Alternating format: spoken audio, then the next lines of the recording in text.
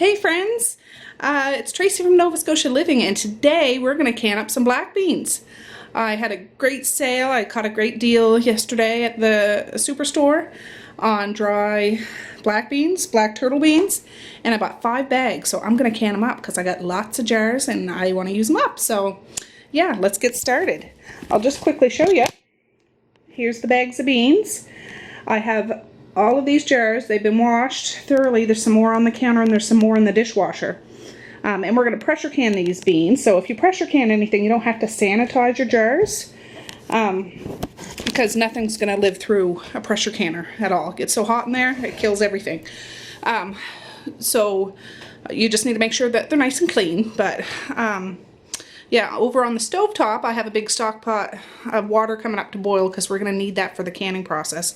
But right now, we're going to take these bags of beans, or well, I'm going to take them, and rinse them under water real good to get out if there's any rocks or, you know, wash off any dirt that might be on these beans. Because if you know, soaking beans overnight, there's always little grits and stuff down in the bottom. I'm going to take care of that now before we even start canning. So I'll bring you back when they're all nice and rinsed and pretty and ready to go into the jars. Oh, I just got off the phone with my brother. I love him so much. Anyways, what we're going to do now, the beans are all nice and rinsed and washed and everything. Well, not washed, but rinsed. And I've done this a lot of times, and I'm using pint-sized jars. So I'm using half a cup of black beans,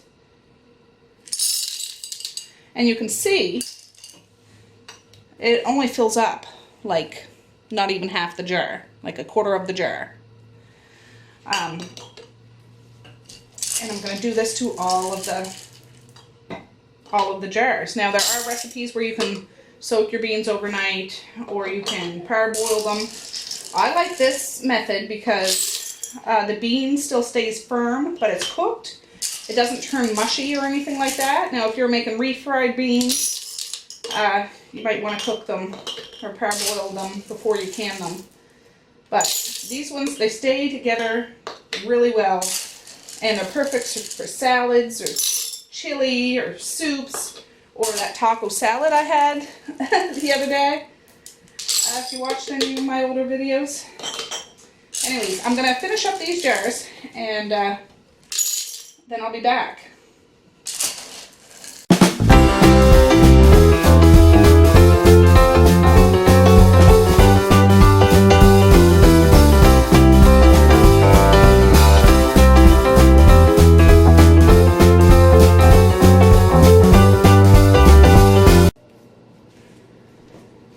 Okay, now what we're going to do is add half a teaspoon of canning or pickling salt. You cannot use any regular table salt that's been iodized. And I don't think this is mandatory. I just put half a teaspoon in a pint-sized jar. I don't really need that right now.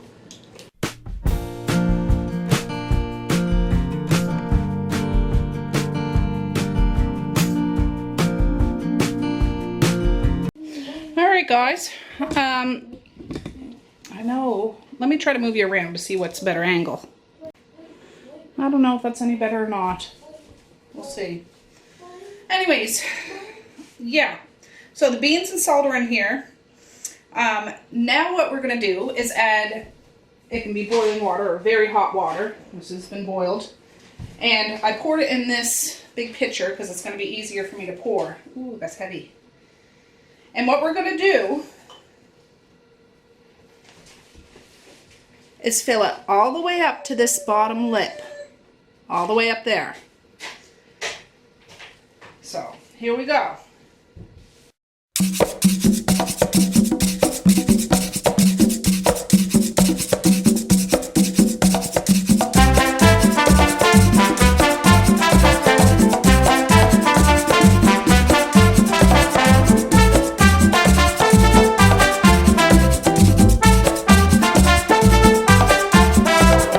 I got more water to do, but I'm going to do up these jars first. So now what you do, you need to use something either wooden or plastic. Don't ever use anything metal because you don't want to have any kind of a scratch or nick in any of these jars. And that's something I should have said right off a jump. double check the rims of your jars before you even bother washing them. If there's a nick or any kind of scratch, don't use it because it's not going to seal, or it's not going to seal. It'll either bust in the canner, especially if you're pressure canning, or it's not going to seal. So yeah, you just move stuff around to make sure there's no little air bubbles in there. No. What's going on, Melly? I was starting to cry. Okay, well just go play somewhere else. If she cranks, then she'll lay down for a nap. She's alright. I got a house full of kids, guys. If you're new to my channel, I got a house full of kids. What you gonna do, right? Anyways, after this, we need to wipe the rims. So I have just plain white vinegar in here. You can use hot water. I'm just using vinegar because that's what my mom always used, but you can use hot water. And there's, even though there's not really anything except water to get on the rims, you should always be extra diligent about this, because if there is a little, you know, bit of bean or a flake of this or a splash of that, a grain of salt, it's not going to seal. And what a waste of time and energy and product. I mean, you could eat it that night, but just do this. Just do this. So you always got to wipe the rim. Now, I have to tell you, if you're not used to canning, there's a little magnetic poker to pick out these rims, or not the rims, the lids. I can't stinking find any of them. I have like 3 of them, but my lovely children take them and play with them. Or I take them from them and hide them somewhere so they can't, and I can't remember where I put them. So my hands are extra clean, and this is really hot, but I'm just going to do one right now. Ooh, yeah, that's super hot. I'll do this one right here. You put it on, easy peasy, and then you get a nice clean ring. My rings, I always wash them after I can with them and put them up to dry. I'll just move it out a little bit. Can you guys see that? Let me bring you down a little bit. Okay, there you go. You're up close and personal. So take the ring and you do it fingertip tight, guys. You don't go, you know, Army Man or arm wrestler or He-Man, She-Ra, Tarzan. You just do it as tight as you can with just your fingers. Fingertip tight, you'll hear people say. And that's what it means. Just use your fingertips and do it nice and tight and snug. And I hear a baby out there that needs to have a kink. So what I'm going to do is take this beautiful product, beautiful black bean jar, and bring it over to the canner. So when I get my canner filled up, we'll move on. So yeah, bean, salt, water, wipe the rim, or no, bean, salt, water, debubble, wipe the rim, lid, and ring. Ta-da! Alright, I'll be back in a little bit. Alright guys, my canner is full. It's a double-decker canner, like it has a little, oh, I should have showed you. I'll show you with my, where's my other one? Oh, here it is. I'm going to bust out my other pressure canner too, but it has a rack like this that goes halfway, so there's jars on top of jars, but you always have to have something in between it. Anyways, I have 18 jars in this pot. I'm about to put the lid on, and I suggest if you have a pressure canner, make sure you read the manual, because sometimes pressure canners intimidate people, and it's okay to be, you know, wary of them, but as long as you are careful and diligent and watch and read, they're not that scary. They're really not. I'm just going to show you, where's my lid to this? Here it is. So this is what, I'll just go quick. This is like the gasket that goes in the lid.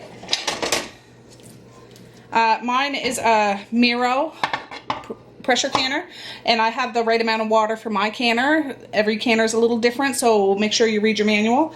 This is where the steam vents out, this little poker. This little red dot, I really don't know what it is for. There's a little red dot here that's going to pop up when we know there's pressure in this canner.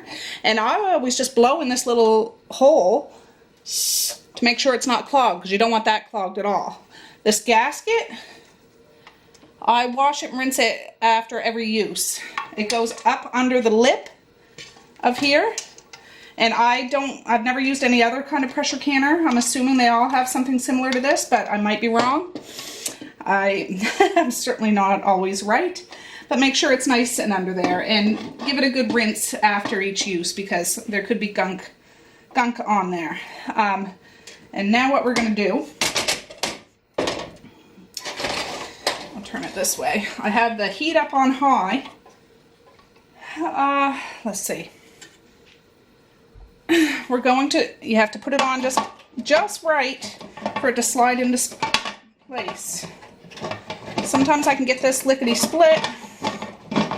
Other times it fights with me. So once it goes on, it slides and locks into place. So this sucker isn't coming off. Now the heat on this burner is up high, and when it gets so hot, there'll be steam coming out like full force. And when it's like that, it's called venting. And you have to let it vent for 10 minutes. So when the steam comes up full force, I set the timer for 10 minutes and let it do its thing for there. That way the pressure comes up into the pot to where it's supposed to be, and we move on to the next step. So when it's time to set the timer, I'll bring you back so you can see what it looks like. All right, I got them both locked and loaded. There's 16 jars in this one, so 18 and 16. That's pretty darn good. I like double decking them so I can get as many done in one go. So this one will be, if you can see, there's a little steam coming out, but you want it coming out full force. You'll be able to see it. But I forgot to mention, along with the water that goes into your pressure canner, you should put a little glug of just white vinegar. Not very much, just a little splash. And what it does, it helps prevent your jars from getting cloudy on the outside. If you don't do that, there'll be like a white film on the outside of your jars. And it doesn't hurt anything, you just have to wash it off. But if you just put a little splash of white vinegar in there, it doesn't happen. So just save you the time and energy and put some white vinegar in there for you. But I'll bring you back when this is ready to put the timer on for 10 minutes. Because when I first pressure canned, I just learned watching people on YouTube and reading books and stuff. Yeah, and it scared the ever living daylights out of me when I first seen and heard what the wiggle jiggle is. You'll see what I'm talking about. I have a pressure canner, so I want to show you step by step, so you'll see here in a second. Okay, I just wanted to show you. You see how this little red poker here is poked up? It just popped up. That means there's pressure in that canner. You don't dare open that cover. And there's steam coming out of here, and that's okay. It's just getting rid of any water that's left around the gasket or that's on the sides or anything like that. Eventually that'll stop and it'll just be this steam coming out. That back pressure canner is just coming up to vent. So I'm going to put the timer on for 10 minutes and then after the 10 minutes we'll move forward. See how the steam stopped coming out of there? Same with over on that back one. And how forceful that steam is. It's venting or a steady stream. So this is the weight we're going to put on it. And again, I just blow in the bottom to make sure the little vent holes are all clear. And you got to be very careful putting the weight on there because it's super duper hot. Speaking from experience. So, yes. So there we go. I'm still going to leave the pot on high right now until this starts jiggling, and then we just adjust the temperature. So I'll show you when it starts doing its fancy dance. Okay, if you can hear me, it's starting to do its little dance. You see, making that funny noise, and it'll start jiggling and dancing and moving around. That's a long one. It'll stop in a second. So I'm going to turn the heat down, and you got to find that sweet spot. Hopefully you can hear me over all this. And for my stovetop, it's different for everybody. It's usually around number 7. But, you know, you want this doing this little fancy dance, I don't know, 2 or 3 times a minute. Not too much and not at all, because that means the pressure's, you know, just staying in there, and that's not a good thing. So this is just controlling how much pressure will stay in this pot. For where I live, I use a 10-pound weight. You need to check your altitude where you live above sea level. Yeah, so now I turned it down. I'm gonna put my timer on for 75 minutes, like an hour and 15 minutes. And we gotta let it do its thing for an hour and 15 minutes. But it's so worth it. But I do have to say, let me bring you off so I can see you. I do have to say, if you're canning, don't set the stove and go outside and play or go watch.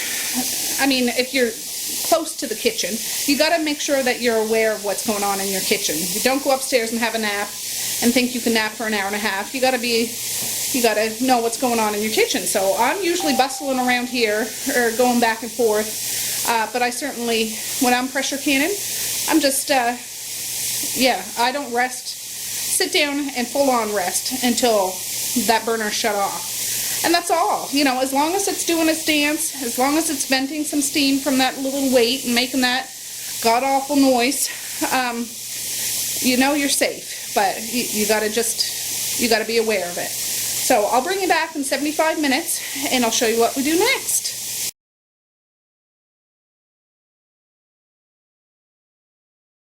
Alright guys, the little poker just went down, so it's safe to take this off. I'll put you on the tripod in a sec. It's still super hot. I always take that thing off first, but that means that there's no pressure. You see there's no steam coming out. Yeah, I'll get you on the tripod because I don't want to. Alright, I have you over on the other side of the table. I should have stayed over there, but just watch how I open the pot. I'm going to open it so it's away from my face, so I don't get a facial. Because there's still lots of steam in here and it's super hot. I don't know, you're too far away for me to see if you can see, but I think you can. So I just turn it like it unlocks and open it away from your face. See all that steam? Woo, Nelly! That sucker's hot. Anyways, I'm going to start unloading this in a sec. I've got to clear the table.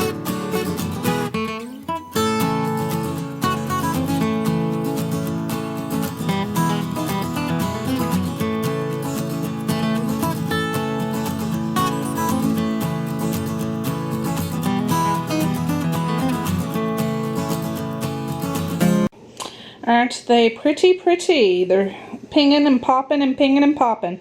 So I'm just waiting for the other, oh, you hear that? That other canner to be, you know, the pressure to come out. But you can see, well, I think you can. You see how far up those beans, you know, like they absorb the water and expand. So, you know, it's at least 3/4 of the way full. Which, you know, oh, and they smell really good. They do. I'm hungry right now. That might be, you know, they smell extra good, but they smell, you know, oh, I could just put them in a chili or a salad or anything like that right now and eat it. But yeah, they're still bubbling hot. Can you see it bubbling? Yeah, super duper hot. So I'm not going to touch these bad boys until tomorrow.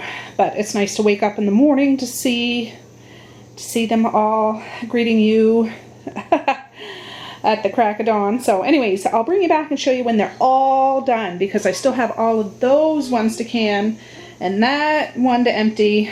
And yeah, we're doing good, guys. I'm cooking supper over there, if you watch my video from yesterday, on the wood stove. Yeah, well, not on the wood stove, hot plate on top of the wood stove. Yeah, I'll be back in a bit. Alright folks, it's 9 o'clock at night and I just took that last batch of jars out of the canners. So I have 74 pints of beans.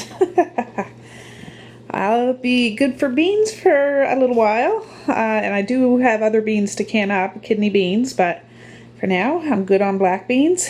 And yeah, the pinging, I can hear the pinging already. So yeah, this is just a quick little how I, you know, no soak canned beans, I guess you'd say. And thanks for joining me today. Peace, love, and happiness. Please like, share, and subscribe if you so choose. But if you don't, no big deal. But yeah, aren't these just pretty? Yeah, I'm going to be smiling when I walk in my kitchen tomorrow morning. All right, guys, you have a good evening, and I'll see you tomorrow. Bye.